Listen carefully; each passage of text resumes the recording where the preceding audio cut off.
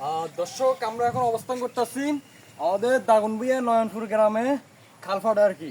তো খালফাড়ে এখানে বুঝছেনি আঙ্গুরে অনেকে টান দিবে লাইছে খালা আগে হিনতে আর কি, ওই সামনে কোনা দিই বুঝছেনি। তা আমরা কই না টান লাগলে আমরা তো করে দিমু, কিন্তু আঙ্গুরে টান দিবে লাইছে আঙ্গো এই যে বেরিবে দিয়ে আছে খালা এই যে বেরিবে দিকে একটু দেখে দেন। এই খালা এই বেরিবারটা ভালো মতো সংস্কার করে দিবি, টেকসই একটা বেরিবার দরকার আমাদের। এই বেরিবারটা করে দিবি, আর তোদের টান লাগলে আঙ্গুরে বলিস বিকাশ নাম্বার দিয়ে দিস, আমরা ফাড়াই দিব নি, ঠিক আছে। তো এই একটা অবস্থা দেখুন, বালা মতো পানির যে স্রোত, আশপাশের যে বাড়িঘর যা আছে সব কিছু ডুবে গেছে।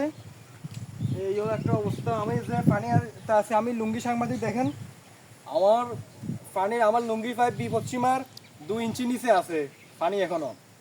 বিপদসীমা তো 2 ইঞ্চি যদি উঁচু উঠে যায় তাহলে আর কি হিন্দার কাকে বাঁচত না। এই হলো অবস্থা। আমি এখন ফাড়াফাড়ি হইতেছি, বিশাল পানি বিশাল। এই দেখেন, এই যে সবগুলা একেবারে সব সমুদ্র সৈকত হয়ে গেছে, মনে হইতেছে পুরোটা একটা মিনি কক্সবাজার। আপনারা কক্সবাজার জানা লাগতো না বুঝছেন নি। তো আঙ্গুই এনে সরি যাবেন খালাই নয়ানুত। এই মুহূর্তে অবস্থান করতেছি আমাদের দাগনভূঞা অত্যন্ত সুপরিচিত গ্রাম নয়নপুর খালপাড় ছোট নদীর পাশে।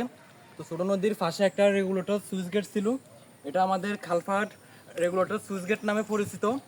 তো বৃষ্টির অত্যন্ত চাপে পাহাড়ি ঢলের কারণে আমাদের এই রেগুলেটর সুইচ গেটটার যে বেরিবার ছিল এই বেরিবারটা ভেঙে গেছে, যার কারণে মানুষ ওই পারের মানুষ এপারে আসতে পারে না, হাঁটাচলা করতে খুবই মুশকিল হয়ে যায়। আশপাশের সামনের বাড়িঘর যা আছে সবগুলোই ভেঙে গেছে। তো আমি এই মুহূর্তে বেরিবাদের নিচে অবস্থান করতেছি। ওপারে হলো আমাদের নয়নপুর ছোট নদী, ওপারে হলো আমাদের বাড়িঘর ছিল, এখন সবগুলো ভেঙে পুরো তছনছ হয়ে গেছে, এখন কিছু নেই। তো আপনারা অত লক্ষ্য করে দেখতেছেন পানি এখান থেকে ওই দিক থেকে এদিকে আসা যাওয়া করতেছে। আমাদের বেরিবারটা পানি একবার লেভেল হয়ে গেছে নদীর সাথে, আমাদের নয়নপুর আমাদের ছোট নদী খালপাট নদীর সাথে একবারে মিশে গেছে, একবারে দেখেন লেভেল পানি। তো পানি কমতাছে না, যার কারণে আমাদের আশপাশে যে বাড়িঘরগুলো আছে বাড়িঘরগুলোর একবারে ডুবে গেছে, মানুষ সবগুলো আশ্রয় কেন্দ্রে চলে গেছে।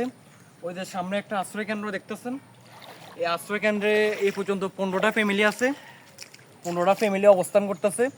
আর ওই পারের তো সবগুলো ডুবে গেছে। আমরা অত্যন্ত কষ্ট করে মানুষ এখান থেকে আনছি, আমরা এখান থেকে ওদিক থেকে লঞ্চ ধরিয়ে আমরা দর্শক, আমি এই মুহূর্তে চলে যাচ্ছি আমাদের সিনিয়র সাংবাদিক বল্টুদার কাছে। বল্টুদা, আপনি কিছু বলুন। স্টার্ট। প্রিয় দর্শক, আপনারা দেখতে পাচ্ছেন ইতিমধ্যে আমাদের গ্রাম প্লাবিত হয়েছে এবং আমাদের যে সুইচ গেট আছে, সুইচ গেট বন্যার কারণে প্রচণ্ড রকমের বিধ্বস্ত প্রায়। আমি এলাকার বাসিন্দাদের সাথে কথা বলে জানতে পেরেছি যে ওনারা ত্রাণ চায় না, স্থানীয় একটা সমাধান চায়, এবং কি এলাকার যে বর্তমান পরিস্থিতি দেখা যাচ্ছে থমথমে অবস্থা, যে কোনো মুহূর্তে যদি বারেই বর্ষণ হয় এলাকা আরও প্লাবিত হবে। এলাকার বর্তমান অবস্থা দেখুন আপনারা, পানি এখনও টনটনে অবস্থা। তো আমরা কিছুক্ষণ আগে এলাকাবাসীর থেকে জানতে পেরেছিলাম যে এই ওনারা স্থানীয় একটা সমাধান চায়, এবং কি যেন সুন্দর সুস্থভাবে যেন বসবাস করতে পারে। আমরা শুনেছি যে গতকালকে 3-4 দিন আগে ত্রাণমন্ত্রী এসেছে, ত্রাণমন্ত্রী নাকি ফেনীর ভিতরে ঠিকমতো ঢুকে নাই, ওখানে আসি কার সাথে দেখা করছে ত্রাণমন্ত্রী চলে গেছে।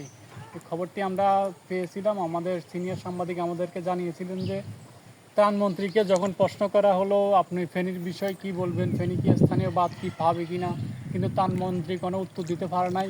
এই জন্য আমরা ত্রাণমন্ত্রীর প্রতি গভীর ক্ষোভ জানাচ্ছি, এবং এলাকাবাসীর কাছে জানতে পেরেছি যে যে যারা বলতেছে যে ত্রাণ লাগলে ত্রাণ দিবে, কিন্তু তো এলাকাবাসী ক্ষুব্ধ, আরও বলছে যে আপনাদের নাম্বার দিয়ে যাবেন, ত্রাণ লাগলে আমরা আপনাদেরকে পাঠাবো, কিন্তু আমাদের স্থায়ী সমাধান চাই। এলাকাবাসীর মতামত এটাই। এলাকাবাসী এই মুহূর্তে গভীর থমথমে অবস্থা বিরাজ করছে, আর চারদিকে পানি, ঘর থেকে বের হচ্ছে না। তারপরে মানুষের দুর্ভোগের কথা আর কি বলবো।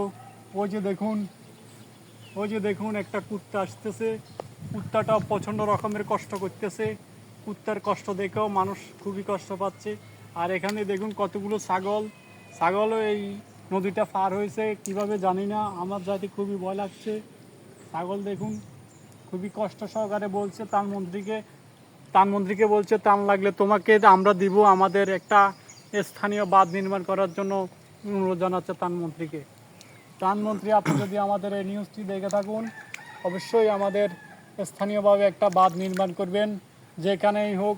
আমি শুনতে পেরেছি যে এই মুসাফুর ক্লোজার নাকি ভেঙে পড়েছে, এই ক্লোজার ঠিক করার জন্য আপনিও গভীরভাবে চেষ্টা করবেন এবং এলাকাবাসীর পক্ষ থেকে সবাই সে জানাচ্ছে আপনাকে সুদূর সম্ভাষণ। তো কমল দে, সময় সংবাদ, চট্টগ্রাম।